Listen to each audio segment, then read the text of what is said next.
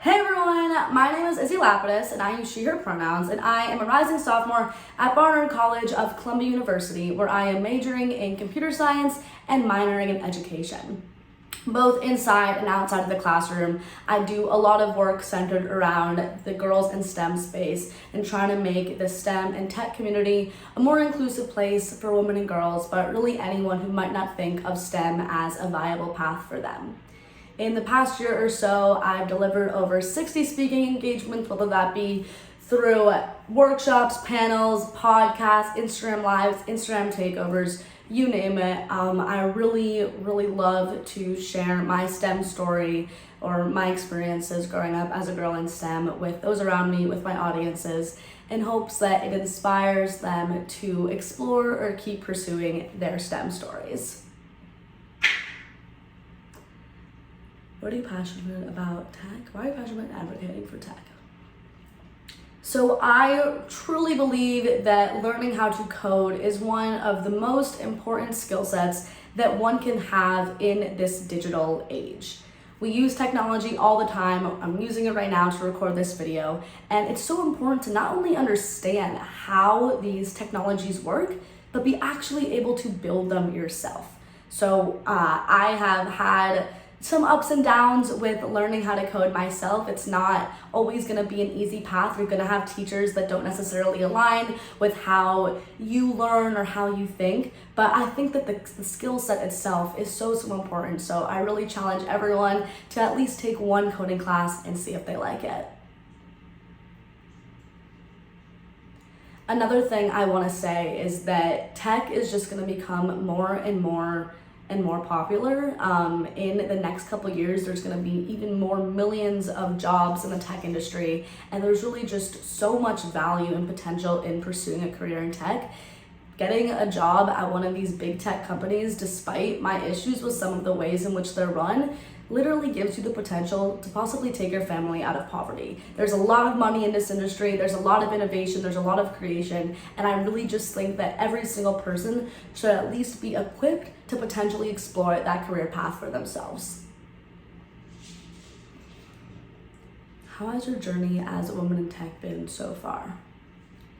My journey as a woman in tech has just gotten started, honestly. I've really only decided in the past year or so that pursuing tech is something that I'm passionate about doing. I actually spent my entire life, and by that I mean between age 8 to 17, planning on becoming an astrophysicist when I grew up. So I've always had this passion for STEM, but it was at first really through this passion and curiosity about the universe. And it wasn't until I participated in Kode with Klossy's web development camp in summer of 2020 where I kind of had this light bulb go off and I started learning about all of the issues that still exist in tech today. I watched some clips from a documentary called Kode, Debugging the Gender Gap, and I'm sitting there writing down as much as I could. I'm trying to take it all in, and something really clicked to me that was, we have so much work to do to make tech a more inclusive place. And that I want to be a part of that solution, that I want to be a part of figuring out, well, what do we do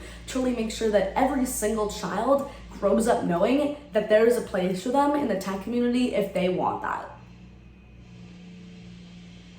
It's so loud outside to whoever is editing this. I'm so sorry. I live right on the street and construction in New York City sucks, but we're just gonna vibe with it.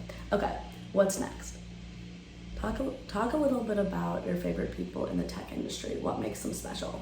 So I have so many people that I look up to in tech and keep discovering more and more every day. One person that I particularly look up to is a computer scientist, or as she calls herself, a poet of code. Her name is Joy Bralumini. She does a lot of work centered around AI ethics, computer vision. She's a really incredible computer scientist who basically has discovered and put out there that a lot of these algorithms that we use on a day-to-day basis are both sexist and racist. And she really brought to public the importance of who is behind the ones writing these algorithms and how can we ensure that equity and justice is built into these algorithms. So she's a really incredible tech activist. She does a million things. I really recommend watching her TED Talk. You can find it on YouTube. When I watched it for the first time, I was like, oh my God, You are my role model, and I'm just a super big fan of hers. Another person in tech that I look up to a lot is Megan Smith.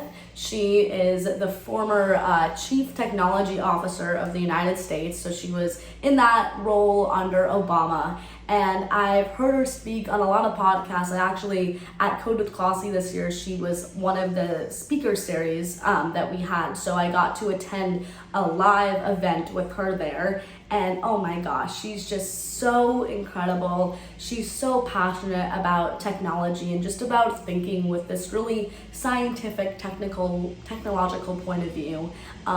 She has done a lot of really important work. She's the founder of an organization called Shift 7, which is super cool. And I also really recommend checking her out. I think that there are so many people in tech who really have this social good point of view that they come from and really wanting to use tech to make the world a better place. And both Joy and Megan really do that. So big fans of them both. Please go check them out.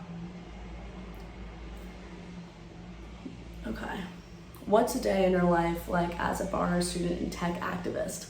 Alrighty, so my day as a Barnard student. Well, this year I am taking 4 classes. I'm taking a Swahili class, a educational foundations class, a fundamentals of music class, and data structures, which is the next class in the computer science major sequence. So those are the 4 classes that I'm taking this semester, not year, just for the semester. I'm really excited about all 4 of those. And I'd say that Monday through Thursday, I'm pretty focused on school. The importance of an education has always been something that's been instilled in me from a young age. So I've always been someone that put school first despite having a lot of other obligations and priorities and things that I care about. So Monday through Thursday, I really try to make school my thing. Like, we're in grind mode, we're doing our assignments and getting the bag or whatever. And then on Fridays and Saturdays, Sundays, so the weekend, I try to take that time to be more focused on my passion projects and the million ideas that I'm writing down in my notes app all the time. I try to look at those and say, okay, like, what do we want to work on today? I always have so many different projects that I'm working on, and I try to do, focus on one project in particular at a time before starting a new one, but that doesn't always happen. So I'd say that the weekends are more when I'm not focused on school as much, but still my own personal projects and my own agenda.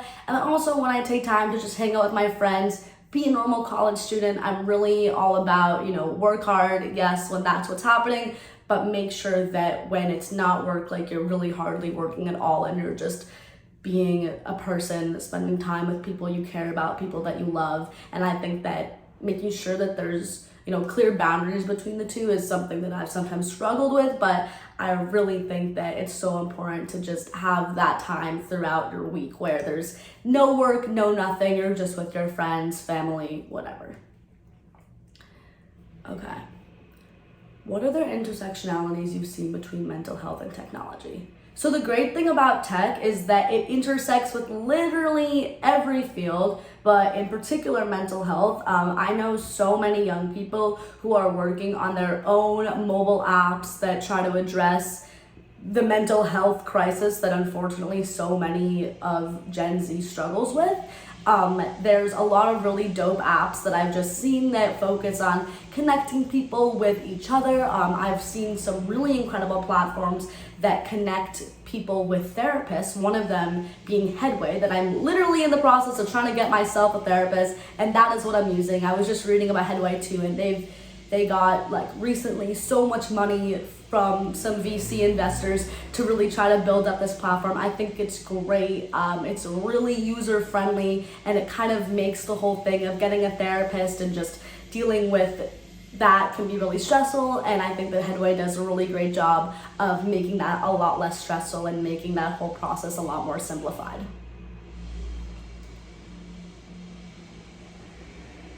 Okay.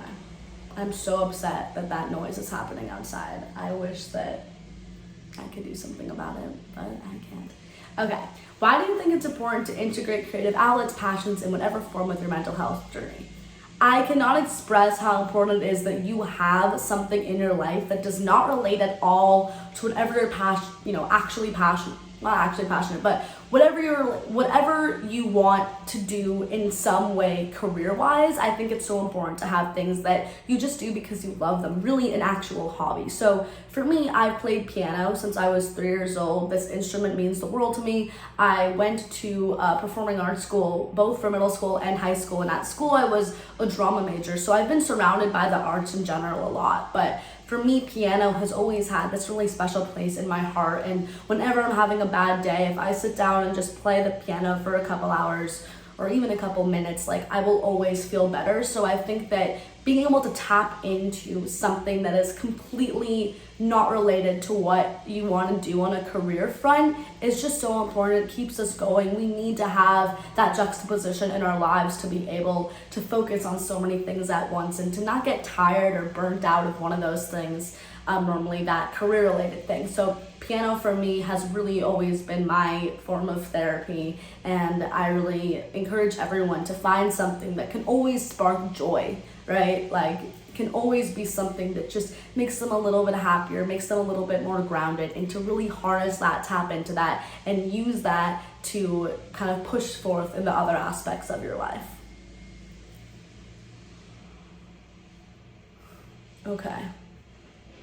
Lastly, what is your biggest starting advice to people who want to get into becoming a woman in tech, to get into this industry? The best advice I have for you is that you just gotta learn how to code. For real, like, take any negative association that you have with learning how to code. Maybe there's a person that you've interacted with that just doesn't seem like your vibe at all, but they're really into computer science, and that makes you be like, oh my god, that can never be me. I want you to take any negative association that you have with tech and just throw it out the window, because what I'm telling you right now is that any single person has the capacity to not only learn how to code, but to be an incredible computer scientist, to build an app or a website that can literally change the world. I think that the skill set is it's just too important to pass up the opportunity to not at least experience just one time what it feels like to type a line of code. I think that everyone can do this, that this is something, that computer science is something that really, it doesn't matter any part of your identity, it really doesn't matter what your identity is. It's a skill set that everyone and anyone is capable of having. So I want you to be brave. I want you to say to yourself that you believe in yourself, and I want you to take that computer science class.